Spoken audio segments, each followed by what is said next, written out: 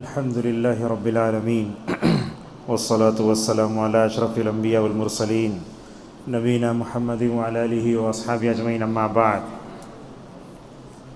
قال الله تعالى أعوذ بالله من الشيطان الرجيم لقد جاءكم رسول من أنفسكم عزيز عليه ما عنتم حريص عليكم بالمؤمنين رؤوف رحيم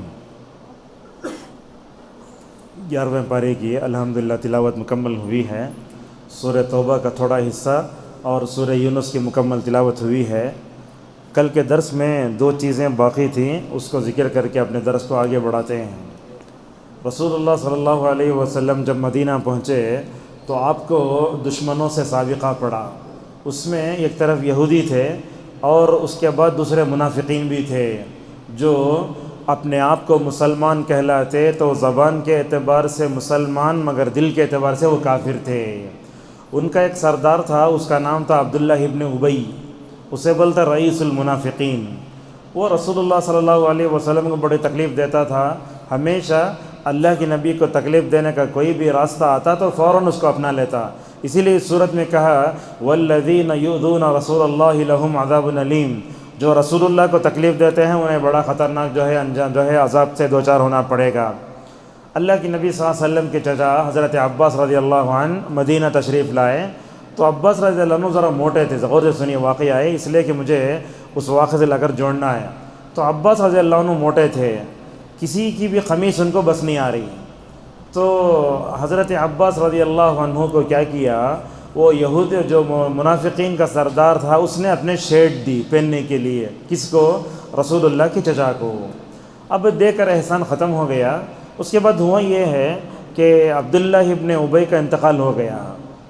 عبداللہ ابن ابی جو تھا نا، وہ نام عبداللہ ہے مگر منافق ہیں انہیں۔ ان کا بیٹا جو عبداللہ تھے انہوں صحابی ہیں۔ اللہ تبارک و تعالیٰ منافقین کے سردار کے بیٹے کو ماشاءاللہ ایمان کی دولت سے مالا مال کرتا ہے۔ ان کا بیٹا، ان کا نام بھی عبداللہ، ایسا بول سکتے ہیں عبداللہ ابن ابی، ایسا بولنا پڑتا نام۔ تو جب رئیس المنافقین کا انتقال ہوا نا عبداللہ ابن ابی کا، تو وہ ان کے بیٹے اللہ کی نبی صلی اللہ علیہ وسلم کے پاس آئے اور آ کر کہنے لگے یا رسول اللہ، میرے باپ کا انتقال ہو چکا ہے، ذرا آپ اپنی قمیض دیجئے۔ کیوں قمیض دینا؟ رسول صلی اللہ علیہ وسلم نے اپنی قمیض دی۔ کیوں قمیض دی؟ اس لیے کہ میں نے آپ سے تھوڑی دیر پہلے کہا تھا کہ عبداللہ ابن ابی نے رسول اللہ کے چچا کو قمیض دی تھی۔ اللہ کے نبی صلی اللہ علیہ وسلم نے اپنے چچا کا احسان چکاتے ہوئے اپنی قمیض دے دی، یہی اصل میں واقعہ تھا۔ اور اس کے بعد اللہ کی نبی صلی اللہ علیہ وسلم چونکہ منافقین کا سردار تھا نا، یہ منافقین کی نماز جنازہ پڑھانا کی نہیں کی، انہوں زبان سے مسلمان دل کے کافر تھے۔ اب ان کی نماز جنازہ نہیں پڑھانا، رسول اللہ کو کیا بھی آسمان سے مطلب ہدایت نہیں ملی تھی۔ جب اس کا انتقال ہوا اللہ کے نبی قمیض دیے، نماز جنازہ پڑھانے کے لیے کھڑے ہو گئے۔ اور اللہ کے نبی صلی اللہ علیہ وسلم جس کی نماز جنازہ پڑھاتے نا، انہیں بڑا خوش نصیب انہیں۔ صحابہ تو بولتے کئی مرتبہ اللہ کی نبی نماز جنازہ پڑھائی، میں سوچتا تھا کہ کاش میں میت ہوتا تو رسول اللہ میرے نماز جنازہ پڑھا دیتے تھے۔ کیا ہوا، نماز جنازہ پڑھانے کے لیے کھڑے ہو گئے۔ حضرت عمر رضی اللہ عنہ اتنی دور اندیش شخصیت، انہوں کیا کیے، اللہ کے نبی صلی اللہ علیہ وسلم کے کپڑوں کو پکڑ کر پیچھے سے کھینچنے لگے۔ روایت بخاری میں ہے۔ تو لہٰذا عبداللہ ابن ابی کی نماز جنازہ پڑھانے کے لیے کھڑے ہو رہے ہیں تو حضرت عمر رضی اللہ عنہ پر کھینچنے کہہ رہے ہیں یا رسول اللہ، ایسی شخصیت کہ آپ نماز جنازہ پڑھا رہے ہیں جو ہمیشہ آپ کو تکلیف دیتا تھا اور آپ کی بیوی پر الزام لگایا ہے۔ اللہ کی نبی تیش میں آ گئے۔ اللہ کی نبی نے فرمایا اگر مجھے 70 مرتبہ روکا گیا تب بھی نماز جنازہ پڑھاؤں گا میں۔ رحمت للعالمین صلی اللہ علیہ وسلم کیسے تھے دیکھو، دشمنوں کے ساتھ سلوک کرتے ہیں۔ اللہ کے نبی نے کیا نماز جنازہ پڑھائی اور آپ نے کہا وہ اس کو قبر میں دفن ہونے سے پہلے مجھے بلاؤ۔ اللہ کے نبی صلی اللہ علیہ وسلم، صحیح روایتیں آتی ہیں، اللہ کے نبی اس کی قبر میں اتر کر تھوک لگانے لگے تاکہ عذاب قبر نہ ہو۔ بہرحال لمبی روایت ہے۔ اللہ تبارک و تعالیٰ اس کے بعد آیت اتارا، کیا کہا وَلَا تُصَلِّ عَلَىٰ أَحَدٍ مِّنْهُمْ مَاتَ أَبَدًا، اے اللہ کے نبی یہ منافقین کی نماز جنازہ کبھی نہیں پڑھانا۔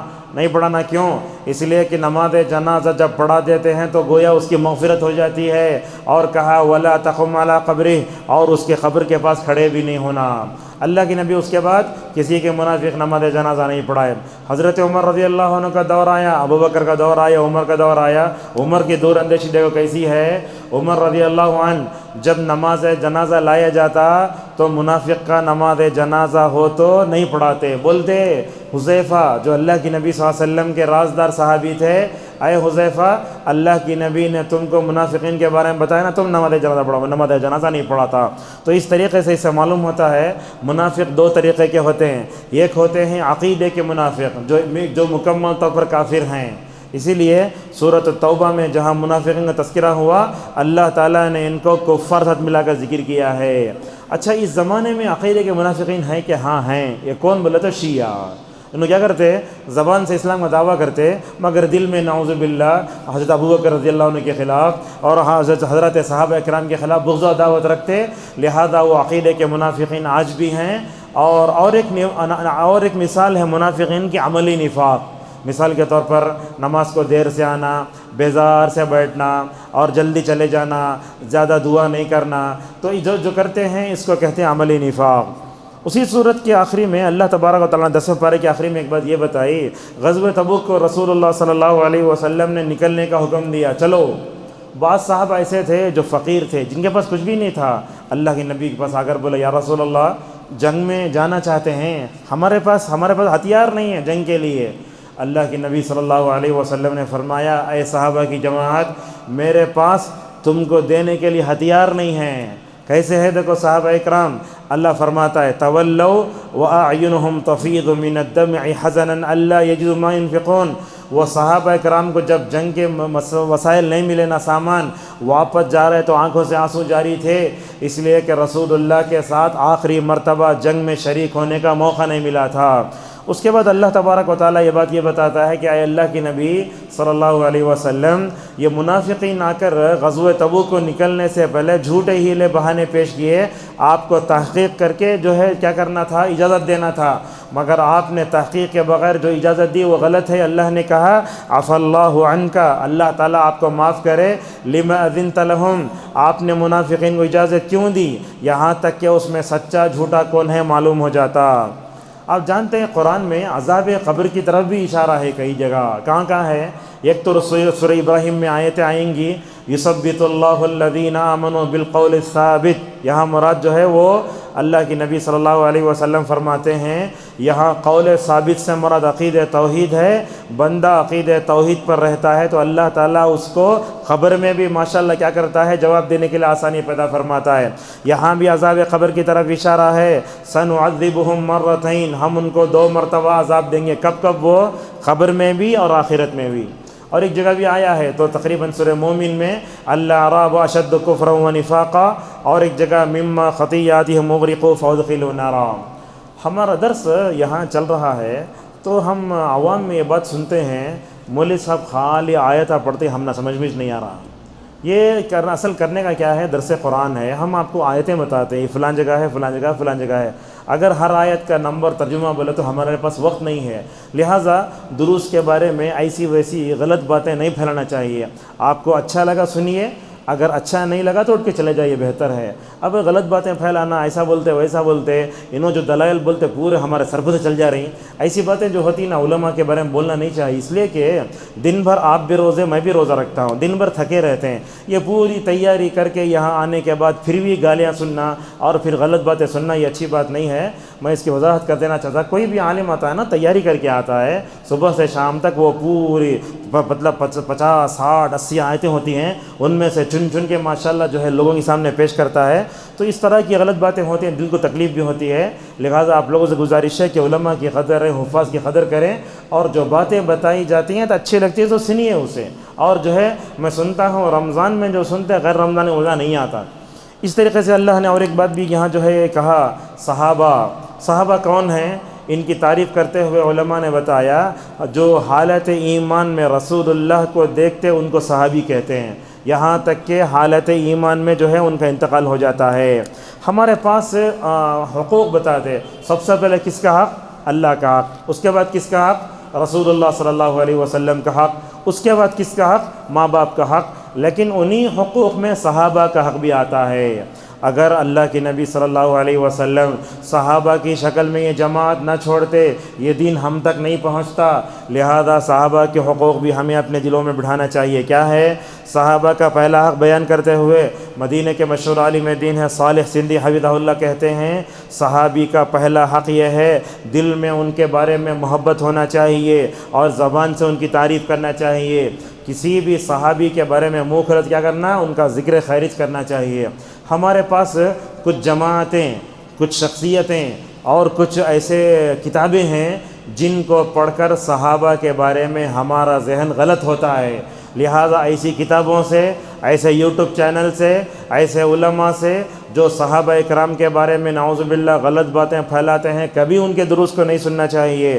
دل میں محبت بٹھاؤ، کب بھی صحابہ کا ذکر ہے تو ذکر خیر کرنا، جیسا کہ امام طحاوی رحمہ اللہ کہتے ہیں وَلَا نَذْكُرُهُمْ إِلَّا بِخَيْرٍ، کبھی بھی صحابہ کا ذکر آئے تو خیر کی بات بولنا۔ اب مثال کے طور پر ہماری جماعت میں ہم دیکھتے ہیں اہل حدیثوں میں، سلفیوں میں اللہ کے نبی کے اللہ کی بات آ گئی مان لیتے ہیں، نبی کی بات آئی مان لیتے ہیں۔ اگر صحابہ کی بات آ گئی تو کیا وہ صحابی ہمیں کیا عمل کرنا؟ کیا ارے منہج صحابہ کا بالآخر مطلب کیا ہے؟ صحابہ جو کرے اگر صحیح روایت سے آپ کے پاس بات آ گئی تو ماننا نا اسے۔ اگر آپ نہیں مانتے تو میں سمجھتا ہوں ہم سلفی نہیں ہیں۔ لہذا صحابہ کی کوئی بھی بات دلیل سے آپ کے سامنے آ گئی تو اسے ماننا چاہیے۔ مثلاً کیسے؟ اللہ کے نبی صلی اللہ علیہ وسلم سجدے میں جاتے پہلے کیا رکھتے؟ ہاتھ رکھتے تھے۔ ایک روایت میں آتا رکوع کا بھی، یہاں گھٹنے کا بھی ہے۔ اب ہم لوگ جو ہے اس معاملے میں تشدد برتتے ہیں، نہیں کرنا چاہیے۔ علامہ ابن تیمیہ رحمہ اللہ فرماتے ہیں دونوں عمل اللہ کے نبی سے، صحابہ سے ثابت ہے، لیکن افضل یہ ہے کہ آپ اپنے ہاتھ رکھیں، بعد میں گھٹنے رکھیں۔ میں پوچھتا ہوں موٹا آدمی کیا رکھے گا؟ کیا رکھے گا؟ گھٹنے، ہاتھ نہیں رکھ سکتا، فریکچر ہوتا، گھٹنے رکھے گا۔ لہٰذا بولتے علامہ ابن تیمیہ رحمہ اللہ دونوں صحیح ہیں۔ اگر کوئی آدمی ہاتھ رکھ کے گیا تو اسے بولیں گے وہ بھی، لیکن افضل وہ ہیں، لیکن گھٹنے رکھ کر گیا تو اسے نہیں بولنا خلاف سنت کر رہا تو بول کے۔ لہذا شریعت نے جن باتوں میں گنجائش دی ہے ان باتوں میں ہمیں تشدد اور سختی برتنے کی جو ہے ہمیں حق نہیں ہے۔ لہذا شریعت بہت کشادہ ہے، شریعت بہت کشادہ ہے، لہٰذا اسے تنگ نہیں کرنا چاہیے۔ اس طریقے سے صحابہ کے دوسرا حق یہ ہے کہ ان کے فضائل کا ہمیں اعتراف کرنا چاہیے۔ حضرت ابوبکر کی کیا فضیلت ہے؟ جنت کے 8 دروازوں سے بلائے جائیں گے، فضیلت ہے ان کی، اور امت میں سب سے افضل۔ عمر کی فضیلت کیا، ان کی فضیلت کیا، یہ سب جاننا چاہیے ہمیں۔ ہمیں کرکٹ کے کھلاڑی کے بارے معلوم ہوتا نہیں، کون سے گراؤنڈ میں 6 مارا، 4 مارا، کون ہیٹ ٹرک کرا، وہ سب جانتا نا۔ ایسے ہم لوگ معلوم ہونا کن کے بارے میں ہیں، کون صحابہ ہیں، کن کو 10 صحابہ کو کون ہیں جن کو جنت کی خوشخبری سنائی گئی، لہٰذا ان کے فضائل کا ہمیں اعتراف ہونا چاہیے۔ اور تیسری بات دیکھو، صحابہ کے بارے میں ہمیشہ اپنا دل پاک رکھو، کوئی سے بھی غلط کتابیں پڑھ لے کے ان کے جو ہے چیزیں سن لے کے اپنے دماغ کو کبھی خراب نہیں کر لینا۔ اور پانچویں چیز یہ ہے کہ ہمیں ان کے نقش قدم پر چلنا چاہیے۔ اللہ کی نبی صلی اللہ علیہ وسلم نے یہی فرمایا، لوگو میری سنت کو لازم پکڑو اور میرے بعد ابو بکر عمر عثمان علی خلفائے راشدین کی سنت کو لازم پکڑو۔ ہم یہ جو تراویح پڑھ رہا کس کی سنت ہے؟ یہ حضرت عمر فاروق رضی اللہ عنہ کی سنت ہے۔ یہ عمر پڑھ تو ہمیں پڑھ لینا کی۔ اگر آپ ایسے بولتے ہیں تو میں سمجھتا ہوں آپ کے دل میں کینہ ہے۔ اللہ کی نبی نے کہا میرے بعد حضرت عمر کی سنت ہے، کیا؟ ایک امام پر ماشاءاللہ جمع کیا، یہ حضرت عمر کی سنت ہے۔ لہٰذا اللہ کی نبی صلی اللہ علیہ وسلم کے پاس صحابہ آتے، بولتے آیا اے رسول اللہ آپ کے بعد ہمیں کس کے نقش قدم پر چلنا؟ رسول اللہ کی زندگی میں سوال ہوا ہے۔ اللہ کی نبی فرماتے میرے بعد ابو بکر کے نقش قدم پر چلو، میرے بعد عمر کے نقش قدم پر چلو۔ بعض روایتوں میں عمار ابن یاسر رضی اللہ عنہ کا نام بھی آیا ہے۔ لہذا صحابہ کے نقش قدم پر چلنا ہمارے لیے بہت ضروری ہے۔ اسی طریقے سے ہمیں اور ایک بات بھی ہے، ان کے لیے دعا کرنا۔ کون تو بھی دعا کرے کیا؟ آج تک قرآن پڑھتے اٹھاتے اے اللہ ابو بکر عمر عثمان اور یہ صحابہ کرام دین کی خدمت کے لیے قرآن کو جمع کرنے کی کتنی تکلیف پڑے، اے اللہ ان کو جزائے خیر دے۔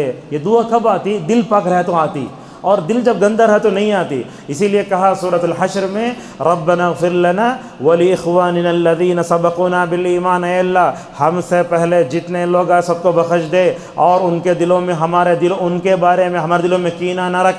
حضرت عائشہ رضی اللہ عنہ فرماتی ہیں تم کو تو صحابہ کے لیے استغفار کا حکم دیا گیا، مگر غلط بات یہ ہے کہ تم صحابہ کو نعوذ باللہ گالیاں دیتے ہو۔ دعا کا مطلب یہ بھی ہے جب بھی صحابی کا نام ہوتا ہے کیا بولنا؟ رضی اللہ عنہ۔ اپنے بچوں کو عادت ڈالو، ابو بکر، عمر، عثمان، علی کیا ہے، گھر کے کام والے ہیں۔ ہمارے جامعہ کے ایک استاد تھے، تقریباً 22 سال ماشاءاللہ جامعہ کے ناظم رہے وہ، اگر ان کی گھنٹی میں کون تو بھی ابو بکر کے بعد رضی اللہ عنہ نے بولا سبق حضرت ڈلتے، کیا بات تمہارے گھر کے کام والے کیا ہوں حضرت پوچھتے، لہٰذا نہیں۔ اگر میرے والد کا نام کو برا بات تو اتنا برا لگتا مجھے، یہ صحابہ اکرام جن سے اللہ راضی ہو گیا ان کا نام عزت سے نہیں لیتے آپ؟ ابو بکر رضی اللہ عنہ، رضی اللہ عنہ، اور اس میں غلطی کرتے لوگ، رضی اللہ عنہ کس کے لیے بولنا؟ مرد کے لیے بولنا، عورت کے لیے رضی اللہ عنہ، سب کو ملا کر کیا بولنا؟ رضی اللہ عنہم یا رضوان اللہ علیہم اجمعین۔ عرب میں تو ایسا بولتے ہوئے میں دیکھے رضی اللہ عنہ ارضا۔ آپ کو بتاتا ہوں، دیکھو تقریباً 14 سال تک مدینہ میں ایک محدث تھے، ان کا نام تھا ضیاء الرحمن اعظمی عمری مدنی حفیظ رحمہ اللہ، حدیث کی کتاب لکھے، 14 سال میں ماشاءاللہ 16,000 حدیث جمع کرے اپنی زندگی میں، کہیں بھی نہیں جاتے تھے، عربی میں حدیث جمع کر دیے۔ بعد میں ان حدیث کا ترجمہ کرنے کے لیے انہوں نے شرط رکھی، اگر میرے مرنے کے بعد میری اس کتاب کا ترجمہ ہوا تو رسول اللہ کا جہاں نام آتا وہاں صلی اللہ علیہ وسلم لکھنا، اور جہاں صحابہ کا نام آتا صحابہ کے نام سے پہلے حضرت لکھنا، اور صحابی کا نام کے بعد کیا لکھنا؟ رضی اللہ عنہ لکھنا۔ لہٰذا یہ ہے اہم۔ لیکن ہم معاشرے میں دیکھتے ہیں یہ شیعہ رافضیاں کیا کرتے ہیں معلوم ہے؟ خود بتا دوں آپ کو، حضرت علی کا، فاطمہ کا، حسن کا، حسین کا، عباس کا، ابو ذر غفاری کا، مقداد ابن اسود کا، سلمان فارسی کا، یہ 6 نام آپ کو بولا، دیکھو یہ نام آئے تو علیہ السلام لکھتے ہیں انہوں، حضرت علی علیہ السلام، فاطمہ علیہ السلام، یہ بولنا غلط ہے، یہ کیوں؟ اچھا علیہ السلام کیوں نہیں بولنا؟ اس لیے کہ اللہ نے کیا کہا؟ رضی اللہ عنہم ورضوا عنہ۔ انہوں علیہ السلام کئی کو بولتے بولے تو ان کے پاس وہ جتنے 7 کو لوگوں کا نام لیا انہوں جو ہے نبوت کے درجے میں آتے، نبی کے نام کیا بولتے ہم؟ علیہ السلام بولتے، اسی لیے وہ بھی جو ہے علیہ السلام بولتے، نہیں بولنا چاہیے۔ اسی ہمارے پاس کتابوں میں سوا تھا عین لکھا رہتا ہے، اور صلی اللہ علیہ وسلم لکھنے کے بارے میں صاد لام عین میم نہیں لکھنا، پورا نام لکھنا صلی اللہ علیہ وسلم۔ اس طرح صحابہ کا نام آتا ہے تو ہمیں ان کے لیے دعا کرنا چاہیے رضی اللہ عنہ۔ اسی لیے دیکھیں گے آپ خطبے میں ہوتا، دیکھو ان اللہ و ملائکۃہ یصلون علی النبی یا ایھا الذین آمنوا، اس کے بعد 4 صحابہ کا نام آتا۔ اب آپ پوچھیں گے دلیل کیا ہے؟ یہ سوال کیا گیا سعودی عرب کے مشہور عالم دین صالح فوزان حفظہ اللہ سے، کیوں آپ صحابہ کا نام لیتے خطبے میں؟ اللہ کی نبی نہیں لینا، وہ صحابہ کے دور میں نہیں تھے نا؟ تو انہوں نے جواب دیتے ہوئے کہا ہم اسے اس لیے لیتے ہیں، یہ شیعہ اور رافضیاں صحابہ کو گالیاں دیتے، ہم ان کا ذکر کر کے بتاتے ہیں کہ ان کی وجہ سے دین ہم تک پہنچا ہے، لہٰذا ان کے حق میں دعا کر کے ہم ان کو بتاتے ہیں کہ یہ ہمارے صحابہ کرام تھے، ابی بکر و عمر و عثمان والی نام آتا، اور کبھی نام چھوڑ دیے تو الگ ہے، وہ نام جو ہے ذکر کرنا ضروری نہیں ہے۔ اس طریقے سے صحابہ کے حکم میں اور ایک حق آتا ہے، کیا بولے تو ان کے درمیان میں جو لڑائی ہوئی لڑائیوں کا بار بار ذکر نہیں کرنا چاہیے۔ جیسے علی اور معاویہ درمیان کچھ جنگ آئی صفین، حضرت عائشہ اور علی کے درمیان کون سی جنگ آئی؟ جنگ جمل۔ بعض لوگ دیکھتے ہیں خالی وہ جنگاں اختلافات اٹھا کے اچھالتے رہتے، فقہی مسائل میں بولو آپ اختلاف ہوا، لیکن یہ شیطان لڑایا نا صحابہ کو، کبھی بھی ان کی چیزیں نہیں بولنا چاہیے۔ بعض دیکھتے ہیں ہمیں انجینئر مرزا وغیرہ ہیں، کالی پگڑی باندھ لیتا، دیکھتا علی کے خلاف بولتا، معاویہ کے خلاف بولتا، اس کے خلاف بولتا۔ ہمارے کچھ لوگ بھی ہیں ان کو فالو کرتے رہتے ہیں، غلط ہے۔ جیسا میں سمجھتا ہوں اگر آپ ان کی ویڈیو بار بار سنتے رہے، دین کی غلط تصویر آپ کی ذہن میں بیٹھتی اور صحابہ کا تقدس ختم ہو جاتا۔ لہذا صحابہ کرام کے درمیان میں جو اختلاف ہوئے اس کو بار بار ذکر نہیں کرنا چاہیے، اس لیے کہ بار بار ذکر کریں گے عوام سمجھتی کیا نہیں سمجھتی نا، اسی لیے کہا الکف عما شجر بینہم۔ اور اس طرح سے اور ایک چیز بھی ہے، صحابہ کرام کے بارے میں جو غلط باتیں ہیں ان کو بھی نعوذ باللہ لوگوں کے سامنے بیان نہیں کرنا چاہیے۔ آخری چیز ہے صحابہ کی ہے اس کے بارے میں ان کو گالی دینا گناہ کبیرہ ہے۔ کیسی کیسی کتابیں ملتی ہیں، لوگ عثمان کے بارے میں بولتے عثمان بدعتی ہے، اللہ اکبر، رونگٹے کھڑے ہو جاتے۔ کیسے بھائی؟ بولنے والا نعوذ باللہ دائرہ اسلام سے خارج بھی ہو سکتا انہیں۔ ایک صحابی کے بارے میں بتا نہیں سکتے کہ سنت سے ہٹے سن، بتاؤ دلیل ہے؟ نہیں ہے کہیں بھی۔ کوئی صحابی مشرک نہیں، کوئی صحابی ماشاءاللہ بدعتی نہیں، ہر صحابہ ماشاءاللہ سنت پر جمے ہوئے۔ جان دے دیتے تھے بدعت کے واسطے، مگر سنت پر مکمل طور پر اڑے رہتے تھے۔ لہٰذا صحابہ کو گالی دینا بڑا گناہ ہے۔ آپ نے فرمایا اے لوگو میرے صحابہ کو گالی مت دو۔ دیکھو چیلنج کیسا ہے، اگر تم پورے احد پہاڑ کے برابر بھی سونا خرچ کر لو یا آدھے احد پہاڑ کے برابر بھی سونا خرچ کر لو، ان کے مرتبے کو پہنچ نہیں سکتے۔ آپ نے یہ بھی فرمایا جو میرے صحابہ کو گالی دیتا اس پر اللہ کی لعنت ہے، رسول کی لعنت ہے، سارے لوگوں کی لعنت ہے۔ تو لہذا صحابہ گالی نہیں دینا چاہیے، ایسی کتابوں سے بھی مکمل طور پر ہمیں دور رہنا چاہیے۔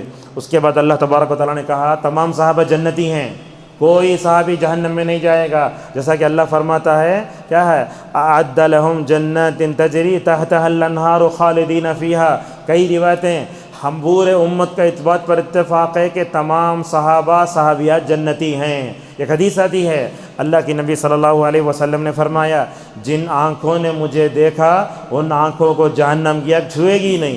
اللہ نے یہ بھی کہا وَكُلًّا وَعَدَ اللَّهُ الْحُسْنَى۔ اس کے بعد غزوہ تبوک کا ایک واقعہ ہے، ایک 10 منٹ بولتے ہیں آپ کے سامنے۔ غزوہ تبوک میں رسول صلی اللہ علیہ وسلم نے نکلنے کا حکم دیا، اس میں سے ایک صحابی کیا کرے، کعب بن مالک رضی اللہ عنہ نہیں جا سکے، بڑے مالدار صحابی نوجوان تھے، انہوں بولے کل چلے جاؤں گا، اس کے بعد بھاگ کی جگہ مل جاؤں گا۔ جیسے ہم لوگ کیا کرتے ہیں، ذرا مسجد دور رہی، ایک بجے نماز ہے نہیں، 12:50 پر 8 کو نکلے تو سیدھا پہنچ جاتا ہوں میں، کک مارتے رہتے، گاڑی چھڑچ نہیں ہو رہی، نہ گئی نماز۔ وہ صحابہ اکرام کیا کریں، انہوں نے کل جاؤں گا، کہاں ہے اللہ کے نبی صلی اللہ علیہ وسلم ایک دم گرمی میں 50 ڈگری گرمی ہوتی وہاں، اس وقت ایسے تکلیف میں پڑ کر گئے صحابہ، پانی پینے کے لیے ترس گئے، راستے میں کھانے کے لیے ترس گئے۔ حضرت عمر نے تو کہا یا رسول اللہ ایسی پیاس لگ رہی ہم نا، اگر آپ بولے تو اونٹ کے اندر انہیں پانی سیو کر کے رہتا، وہ تھیلی کاٹ کو ہمیں پانی پی جاتے ہیں۔ ابوبکر صدیق رضی اللہ عنہ نے کہا یا رسول اللہ آپ جو آپ دعا کرو۔ ابوبکر اللہ کے دعا فرمائی، فوراً بارش ہوئی، اللہ کے نبی صلی اللہ علیہ وسلم نکلے، لیکن وہ حضرت صالح کی قوم کے اوپر سے گزرے، جہاں صالح علیہ السلام کی قوم کو عذاب آیا تھا نا، وہاں گئے۔ اللہ کے نبی صلی اللہ علیہ وسلم کیسے ہو رہی ہیں، دیکھو ایسا سر جھکا ہوا ہے، اللہ کے نبی بول رہے ہیں یہ ایسے لوگ تھے، یہاں ظالم لوگ رہتے تھے، ذرا جلدی گزر جاؤ۔ صحابہ بولتے ہیں اللہ کے نبی صلی اللہ علیہ وسلم وہ مقامات، عذاب شدہ مقامات پر سے گزر رہے ہیں، آپ کا سر جو ہے نیچا ہے۔ بعض صحابہ نے وہاں پانی لے کر آٹا گوندا، جانوروں کو پلا لیا، آپ نے کہا پانی پھینک دو، دیکھو عذاب جس جگہ آتا ہے کیسے اللہ کے نبی صلی اللہ علیہ وسلم ڈر رہے ہیں۔ گزر گئے، چلے گئے، جا کے پہنچے، آپ نے وہاں جا کر پوچھا کعب کہاں ہے؟ ایک آدمی اٹھ کر بولا، بڑا غرور ہے اسے۔ کون بولے؟ ایک صحابی بولے، حضرت معاذ بن جبل رضی اللہ عنہ نے کہا یا رسول اللہ غلط بول رہا انہیں، میں نے ان کے ساتھ زندگی گزاری ہے، ماشاءاللہ ان کے اندر خیر کا جذبہ ہے۔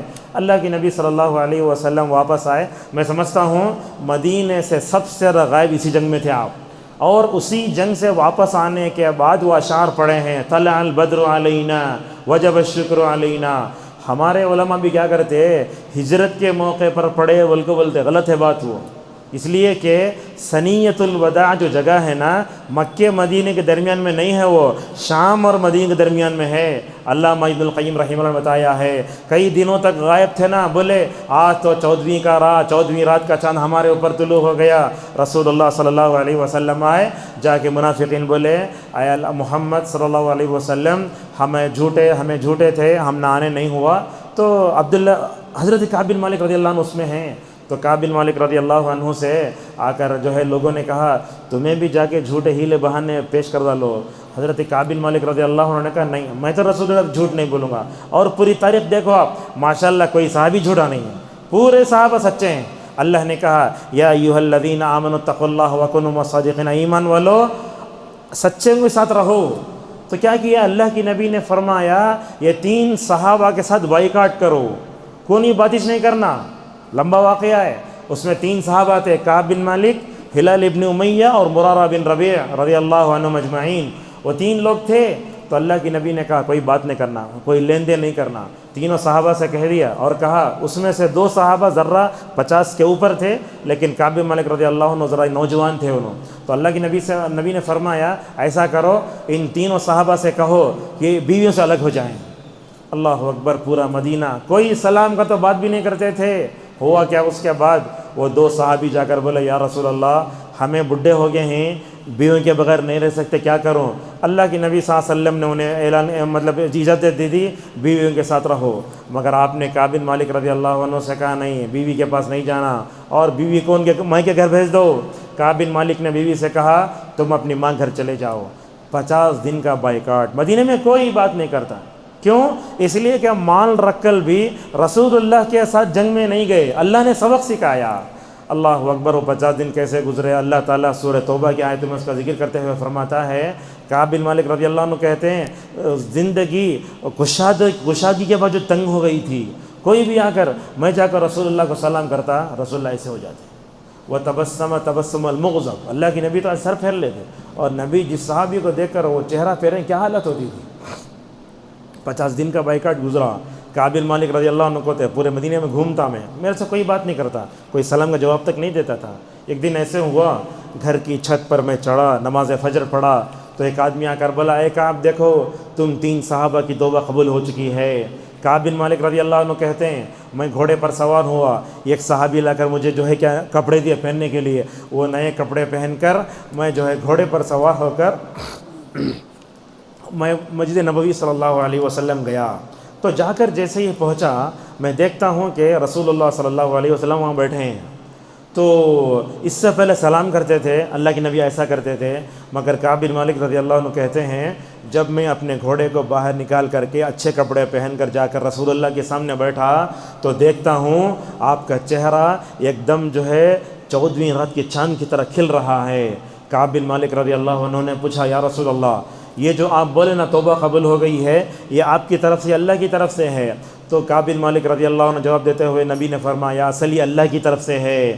اس کے بعد اللہ کی نبی نے فرمایا ابشر بخیر یوم منذ ولدت کو امک، یاد رکھو آج تمہاری توبہ قبول ہو گئی نا، اللہ نے آج تم کو اتنا پاک کر دیا ہے جیسے تمہاری ماں نے تم کو جنا ہے۔ اللہ کی نبی کے سامنے بیٹھ کر جوش میں آ گئے۔ کعب بن مالک رضی اللہ عنہ کہنے لگے یا رسول اللہ یہ زیادہ مال مجھے پیچھے کرا، پورا مال دیا تمہیں اللہ کے راستے میں، ضرورت ہی نہیں مجھے یہ۔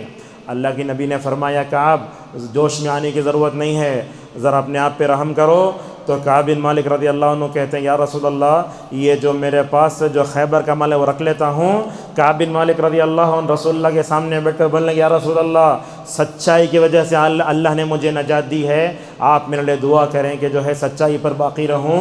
ان صحابہ کا تذکرہ کر کے اللہ فرماتا ہے کیا اے لوگو اگر تم جو ہے توبے کے میدان میں آگے بڑھنا چاہتے ہو تو ان صحابہ کو مکمل طور پر آگے بڑھاؤ۔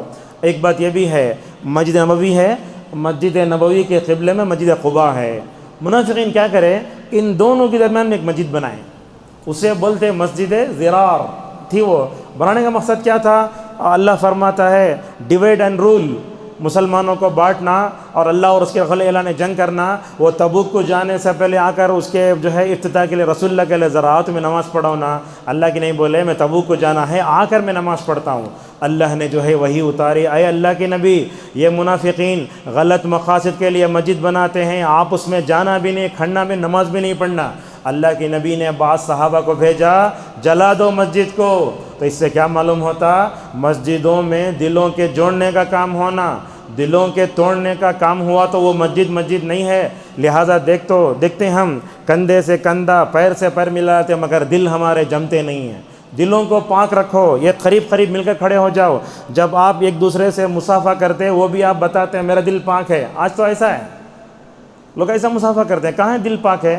لہٰذا یہ ساری چیزیں بتاتی ہیں۔ اس کے بعد اللہ تبارک تعالیٰ نے کہا کہ اللہ تعالیٰ نے جنت خرید لی ہے مومن کے نفسوں کے بدلے میں۔ اس کے بعد ابراہیم کی پوری زندگی تمہارے نمونہ ایک چیز میں، وہ کیا بولے تو ابراہیم نے اپنے باپ کے لیے مغفرت کی دعا کی تھی، اس کے علاوہ تو ابراہیم کی پوری زندگی تمہارے لیے جو ہے نمونہ ہے۔ اس کے بعد اللہ نے فرمایا کہ ایمان بڑھتا کیسے ہے؟ رسول اللہ صلی اللہ علیہ وسلم جو ہے امت کے لیے بڑے رحیم ہیں۔ اللہ تعالیٰ اپنے نام رکھا، کیسا رکھا؟ رؤوف الرحیم، الرؤوف الرحیم، یہ اللہ کے نام یہ، اور اللہ تعالیٰ نے وہی نام رسول اللہ کے لیے بھی رکھا، رحیم اور رؤوف۔ اگر کوئی آدمی رؤوف اور رحیم نام رکھا تو کوئی حرج نہیں ہے، عبد الرحیم عبد الرؤوف رکھنا بہتر ہے، مگر اللہ تعالیٰ نے خود کہا رؤوف الرحیم، یہ اللہ تعالیٰ نے رسول اللہ کا نام رکھا ہے۔ سورہ یونس میں کیا اہم بات ہیں؟ سب سے پہلے تو رسول اللہ پہ اعتراض کیا گیا، دنیا کی لمبی امیدوں میں نہیں جانا چاہیے، انسان کی نفسیات کا اللہ نے لحاظ رکھا، کیا ہوتا ہے لحاظ بتایا۔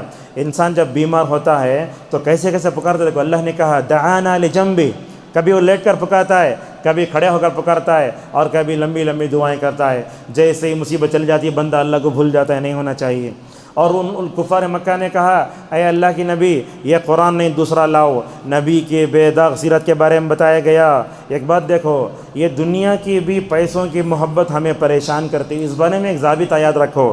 علامہ ابن القیم رحمہ اللہ کہتے ہیں دیکھو کتنی اچھی بات ہے، دنیا کو بھی اور مال کو بھی ہتھیلی میں رکھو، دنیا کو بھی مال کو دل میں مت رکھو، بہت اہم ضابطہ ہے یہ۔ اگر اس بات پہ عمل کر لینا، میں سمجھتا ہوں کبھی بھی دنیا کی غلط محبت ہمارے ذہنوں میں نہیں بیٹھتی۔ اس کے بعد اللہ تعالیٰ نے قیامت کو ثابت کرنے کے لیے اپنی ذات کی 3 جگہ قسم کھائی۔ آج کے درس کی آخری بات ہے، ایک آیت آئی الا ان اولیاء اللہ لا خوف علیہم ولا، اللہ کے اولیاء یہ علاقے میں بھی ہم دیکھتے ہیں، یہ گلبرگہ ادھر ادھر یہ خبر پرستی بہت ہوتی جا رہی ہے۔ اللہ کے حقیقی ولی کون ہے اور اللہ تعالیٰ کا ڈپلیکیٹ ولی کون ہے، ہمیں جان لینا چاہیے۔ علامہ ابن القیم تیمیہ کتاب لکھتے ہیں الفرقان بین اولیاء الرحمن و اولیاء الشیطان، شیطان کے دوست کون، رحمان کے دوست کون، یہ جان لینا چاہیے۔ اللہ کا ولی کون ہے؟ سب سے پہلی صفت یہ ہے کہ اس کے اندر ایمان ہونا، اور اس کے اندر کیسا ہونا، کون اولیاء، یہ انبیاء پورے اولیاء اور صحابہ سب سے بڑی ولی دنیا میں۔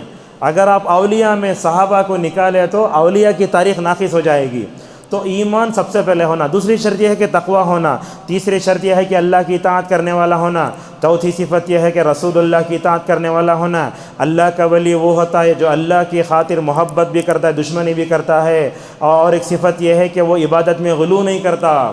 اب دیکھیے بعض اولیاء کے قصوں میں پڑھتے ہیں پانی پہ نماز پڑھے، دن میں 100 رکعت نماز پڑھے، یہ اللہ کی اولیاء کے بارے میں جھوٹی باتیں کہی جاتی ہیں۔ اور اس سے دین کی سمجھ ہونا، نوافل کا اہتمام، شریعت پر عمل کرنے والا، اخلاق حسنہ ہونا، اور سب سے بڑھ کے یہ اولیاء کی بات آئی تو لوگ عبد القادر جیلانی کی شخصیت میں بڑا غلو کرتے ہیں۔ دستگیر عبد القادر جیلانی چلے کو جا رہے تھے، بادل میں اللہ تھا، اللہ گر گیا، پکڑ لیا۔ دستگیر کفری عقیدہ، ایسے عقیدے ممبر و محراب میں لوگوں کے سامنے بیان کیے جا رہے ہیں، یا دستگیر یا غوث المدد، اس میں زیادہ پورا ہو۔ اور اسی طریقے یاد رکھو عبد القادر جیلانی رحمہ اللہ حنبلی مسلک کے عالم دین، بڑے اچھے تھے، وہ خود اہل حدیث ہیں۔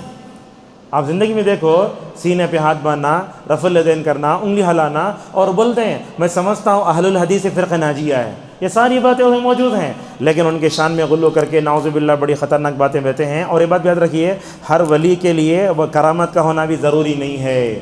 اب ولی میں کچھ لوگ غلو کرتے ہیں، ایسے ہوتا ہے جو آج قبریں ہیں، درگاہ ہیں، آستانے ہیں، ان کے اندر کوسا جانور ہے نہیں معلوم، ایسا بھی ہوتا ہے، کتے کی خبر ہے، گدھے کی خبر ہے، اس کو بنا لیے، اب اس کو نعوذ باللہ اپنے کمانے کا ذریعہ بنائے ہیں۔ لہٰذا یاد رکھیے اللہ تبارک و تعالیٰ اولیاء کو کرامت دیتا۔ کرامت کے بارے میں ابن القیم رحمہ اللہ نے 3 باتیں بتائی ہیں۔ کچھ لوگ تو غلو کرتے تو نبی کے درجے تک پہنچا دیتے ہیں، اور ہمارے دیکھتے ہیں بھائیوں کو صحیح دلیل کے ساتھ کلام ذکر تو کرامت کا انکار کراتے ہیں، اور کچھ لوگ اسے مانتے نہیں ہیں۔ 1 2 3 کرامتیں آپ کے سامنے ذکر کرتے ہیں۔ اللہ تعالیٰ نے قرآن نے اس کا ذکر کیا ہے۔ مریم علیہ السلام تھے نا، وہ بیت المقدس کے محراب میں بیٹھ کر جو ہے عبادت کرتی تھیں، ان کو بغیر سیزن کے جو پھل ملتے تھے وہ کرامت تھی وہ۔ اور اسی طریقے سے سارہ کی کرامت بھی ہے۔ اصحاب کہف دیکھو 309 سال تک سوتے رہے، یہ ان نوجوانوں کی کرامت ہے۔ اور کچھ صحابہ کرام میں آپ کو بتاتا ہوں، حضرت انس بن مالک رضی اللہ عنہ کی روایت، وہ کہتے ہیں حضرت اسید بن حضیر اور عباد بن بشر رضی اللہ عنہ اللہ کے نبی گھر سے نکلے، جا رہے تھے، مدینے کی پوری گلی تاریک ہے، ان کے سامنے ایک عصا ہے، ان کے ہاتھ میں ایک عصا ہے، تاریکی ہے۔ کرامت کیسی ہے دیکھو، بولتے ہیں اللہ کے نبی گھر سے نکلے، ہمارے ہاتھ میں جو عصا تھا وہ روشن ہو گیا، گھر تک پہنچنے تک ماشاءاللہ وہ عصا روشن رہا۔ عمران ابن حسین رضی اللہ عنہ ایسے تھے، روایتوں میں آتا ہے انہوں فرشتوں کو سلام کرتے تھے، فرشتہ ان کو سلام کرتے تھے۔ ابو الدرداء اور سلمان رضی اللہ عنہ جس برتن میں کھاتے اس برتن میں، وہ برتن میں کھانا اور برتن بھی سبحان اللہ بولتے تھے۔ حضرت عبداللہ مسعود رضی اللہ عنہ کہتے ہیں رسول اللہ کے دسترخوان پر میں نے کھانے کو سبحان اللہ پڑھتے ہوئے دیکھا ہے۔ خبیب رضی اللہ عنہ کو مکے میں جو ہے قید کر لیا گیا تھا۔ دیکھتے ہیں کرامت یہ تھی اس وقت کسی جگہ انگور کا کوئی سیزن نہیں، مگر خبیب کے پاس انگور رکھے ہوئے ہیں۔ ابو مسلم خولانی رحمہ اللہ آگ میں ڈالا گیا، مگر ابراہیم کے اللہ نے جیسی حفاظت فرمائی، حسبنا اللہ و نعم الوکیل بول کر باہر آ گئے۔ ایسا رمضان کا موقع تھا، شاید ام ایمن رضی اللہ عنہا روزہ رکھ کر مکے سے مدینے کو آ رہی ہیں، ہجرت کر رہی ہیں۔ وہ بولتی ہیں گرمی کی تپش سے پریشان ہو رہی ہوں، میرے پاس جو ہے افطار کرنے کے لیے کوئی سامان نہیں، آسمان سے ڈول آتا ہے، اللہ اکبر، ڈول آتا ہے، پانی کھجور، اور اس میں پانی اور کھجور سے ماشاءاللہ مکمل طور افطار کیا۔ ابن تیمیہ رحمہ اللہ کہتے ہیں سلفی دعوت سے تعلق رکھنے والے اگر صحیح دلائل کے ساتھ کرامتیں آتے ہیں تو ان کرامتوں پر یقین رکھنا چاہیے، مگر آج کل کی جھوٹی کرامتیں بغیر سند کے آتی ہیں، ان تمام کرامتوں کو ہم مکمل طور پر رد کر دیتے ہیں۔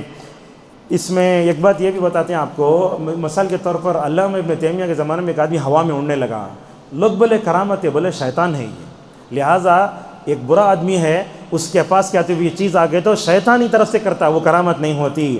اور درس کے آخر میں دو باتیں ہیں، اللہ تبارک و تعالیٰ نے اس میں یہ بتایا، فرعون جب ڈوبنے لگا نا تو حضرت جبرائیل علیہ السلام کو اللہ نے وہاں بھیجا۔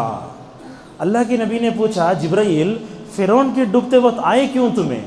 تو جبرائیل نے کہا اللہ تعالیٰ نے مجھے اس لیے بھیجا، میں اس کے منہ میں مٹی گھسیڑ رہا تھا کہ کہیں اللہ کی رحمت غالب آ کے توبہ نہ کر لیں۔ اور وہ کب ڈوبا؟ 10 محرم کو ڈوبا۔ ہمارے پاس 10 محرم آئے تو حسین یا حسین یا حسین۔ دیکھو یہ واقعہ کب کا ہے؟ حضرت موسیٰ کے زمانے کا ہے، اور حضرت حسین کا جو شہادت ہے تقریباً اللہ کے نبی کی وفات کے 50 سال بعد کا واقعہ ہے۔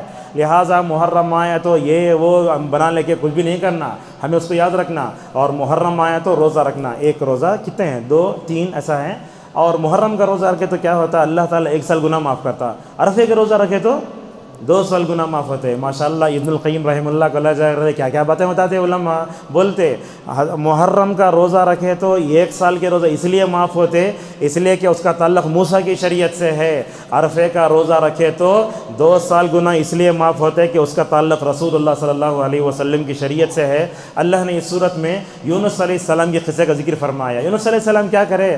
قوم سطح ایمان نہیں لائے تو اللہ کے حکم کے بغیر نکل کے چلے گئے۔ لمبا واقعہ آگے آتا ہے، اللہ فرماتا ہے اللہ کے نبی آپ حضرت یونس کے نقش قدم پر چل کر جلد بازی نہیں کرنا، اسی لیے آخری میں کہا سورہ یونس میں وَاصْبِرْ حَتَّى يَحْكُمَ اللَّهُ بَيْنَنَا وَهُوَ خَيْرُ الْحَاكِمِينَ۔ اور اللہ تعالیٰ اس صورت میں یہ بولتا ہے حضرت یونس علیہ السلام کی قوم کی خوبی یہ ہے عذاب آ کر واپس چلا گیا، کسی بھی قوم پر عذاب آ کے واپس نہیں گیا۔ کیوں؟ اس لیے کہ حضرت یونس علیہ السلام کی پوری قوم کو احساس ہوا گناہ کا، اپنے جانوروں کے ساتھ بڑے بڑے جو ہے وہ میدان میں آ کر اللہ سے بولے اے اللہ ایسا کرے، اتنا روئے اللہ کو جو ہے اتنا رحم آیا، عذاب واپس چلا گیا۔ لہٰذا ہم سب کو جو باتیں سنتے ہیں اپنے ذہن میں رکھ کر اللہ تبارک و تعالی ہم سب کو اس پر عمل کرنے توفیق عطا فرمائیں۔ وآخر دعوانا الحمدللہ رب العالمین۔